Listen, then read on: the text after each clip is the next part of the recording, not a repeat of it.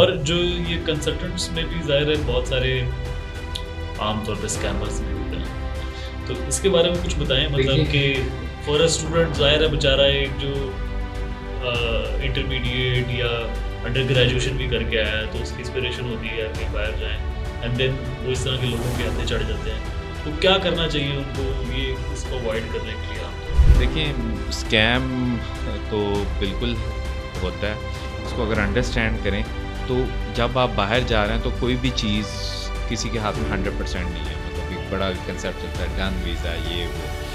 मैं इतनी एम्बेसीज के साथ काम करता हूँ, आपको पता है कि we know the ground facts और ये चीज़ें हम देखते हैं। There is no done visa, तो ये तो बात आप याद रखें। कोई दे भी रहा है तो देखें आपको नुकसान दे रहा है वो आगे जाकर। मतलब अगर पहली बात अगर आप अपना अप्लाई खुद नहीं कर सकते तो भाई आप आगे कैसे चलोगे?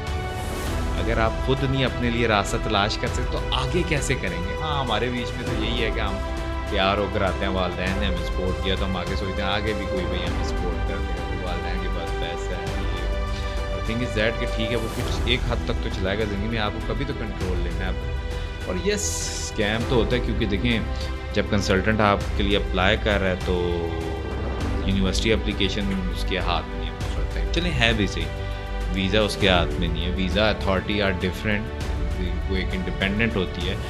इस unique country with in a country in best, तो आपको वो किसी वक्त भी रिजेक्ट कर सकती है। Even you have can be a good profile, good scholarships आपको अवार्ड हो चुके हैं। तो ये ज़रूर सोचें कि वो स्कैम की वजह आप खुद हैं क्योंकि आप अप्लाई करें। अगर आप खुद अप्लाई करें एक बेहतरीन तरीके से आपको ये तो यकीन होगा यार मैंने अपनी पूरी मेहनत की है, there will be some issue. तो और कई जगह पे आप देखेंगे कंसल्टेंट आपको इसी तरह ब्रेक करते हैं। मतलब एक बड़ा कंसेप्ट आता है, आपने पिछले रोज़ सुना कि वो कहते हैं स्टडी गैप का बड़ा बात करते हैं, या आपने भी सुना वो कहते हैं कोई बच्चा जी मेरा तो स्टडी गैप है तो मैं चला रहा हूँ, तो इतनी परेशानी होती है स्टडी गैप की।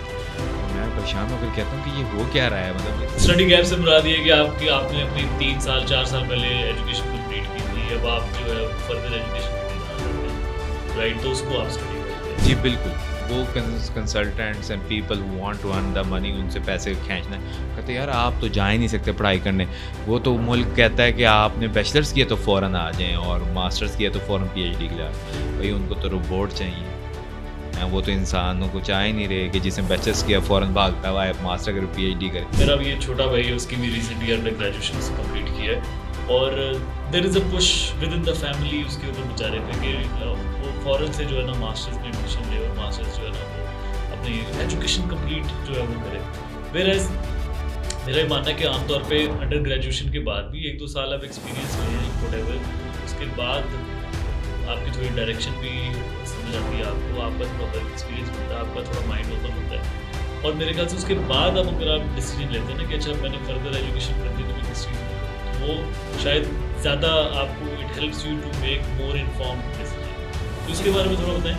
देखिए बिल्कुल ठीक कह रहे हैं, लेकिन देखिए at the same time there is another issue as well कि अगर तो आप उसे कहते हैं भाई एक्सपीरियंस हो, वो कहते हैं कि भाई वो देने वाले तो कहते हैं कि फ्रेश ग्रेजुएट भी ना हो, एक्सपीरियंस भी और उम्र भी उसकी 20 साल हो और 40 साल का एक्सपीरियंस हो।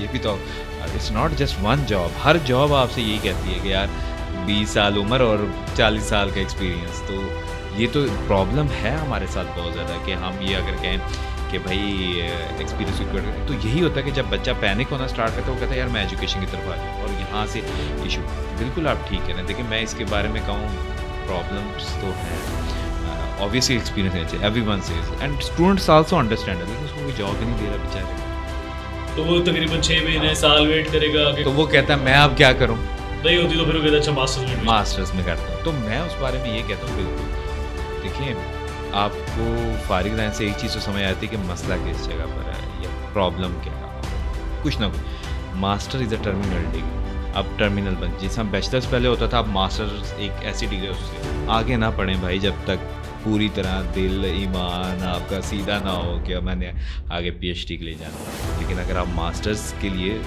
आई थिंक कि आप एक्सपीरियंस हासिल करें, अगर आप सोचते हैं कि यार इट्स द राइट टाइम मुझे फ़ौरन करना है तो कर लेना चाहिए मास्टर टर्मिनल डिग्री, और यस अब्रॉड से।